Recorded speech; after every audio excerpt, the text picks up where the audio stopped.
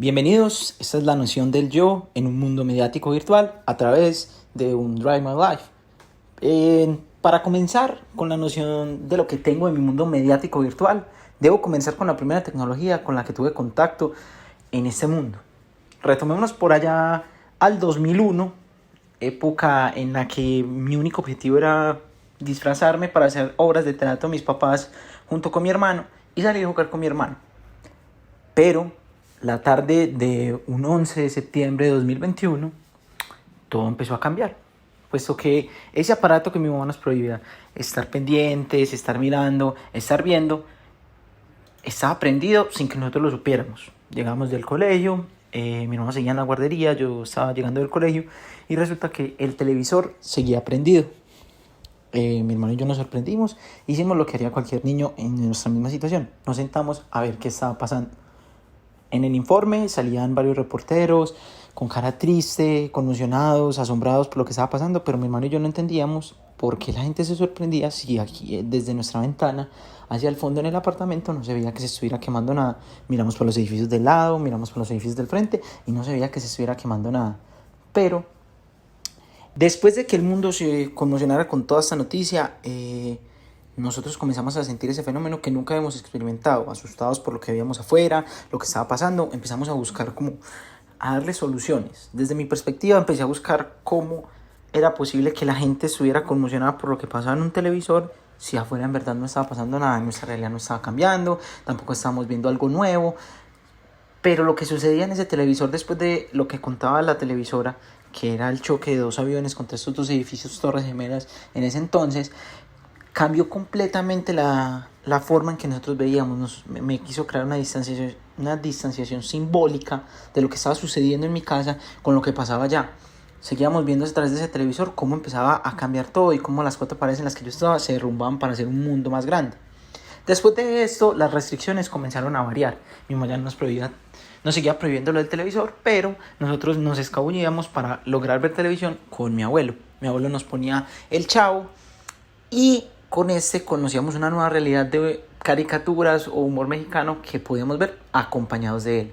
Pero hasta el 2004 que empezó mi abuelo a meternos en el mundo de los estadios, del fútbol, porque mi mamá obviamente le prohibía que nosotros fuéramos al estadio a ver todo lo que estaba sucediendo, decidió que era momento de empezar a ver al Deportivo Independiente Medellín y pasarnos, o más fácil, heredarnos la pasión que él tenía por este equipo.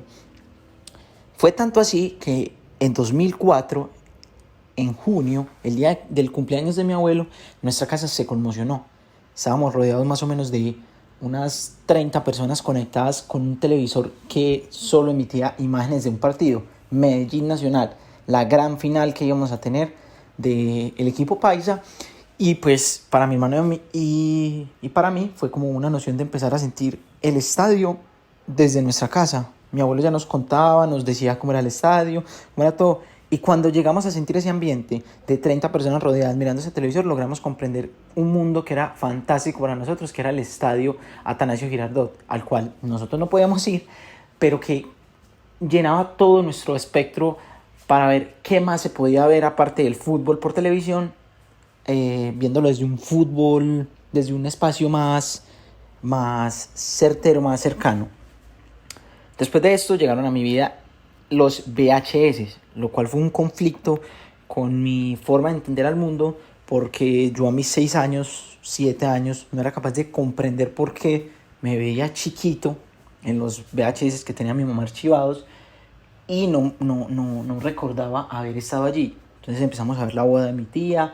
Me asustó pensar que por estar viendo eso me iba a morir más rápido o que en verdad yo no estaba viviendo en esa época. Sorprendiéndome completamente de los recuerdos encapsulados pues, que estaba mostrándonos esta caja y la distanciación simbólica que creaba dentro de mí, ver lo que eso nos proponía. Nos creaba otro mundo irreal donde yo existía dos veces en el pasado y en el presente, pero que no entendía cómo existía en el pasado y cómo me estaba viendo eso. Para mi mayor felicidad, mi papá vio que con esto empezamos a acercarnos un poquito más a las tecnologías y decidió traer a la casa el primer DVD. Con esto puedo empezar a hablar un poquito de la fantasía que entró a mi habitación. La fantasía ya había entrado a través del Chavo de Pronto o a través de estos mundos nuevos que estaba conociendo a través del fútbol o cosas pero que eran reales, pero la fantasía empezó a llegar con los 3 DVDs que llegaron a mi casa. Con el DVD, la fantasía entró a mi habitación.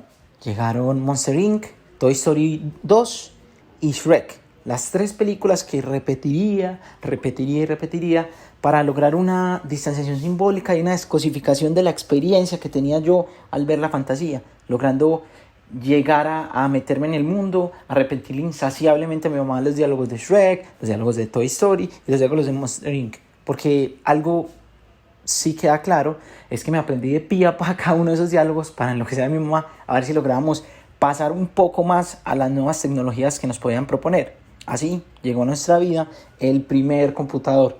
Mi mamá decidió comprar un computador porque nosotros ya estábamos empezando a entrar al colegio y las enciclopedias a veces se quedaban un poco cortas. A pesar de que ella trató con las 1000 enciclopedias que teníamos en la casa de que todos lo sacáramos de ahí, llegó el primer computador, un portátil de mi papá, a nuestro mundo y empezamos a conocer lo que es el internet.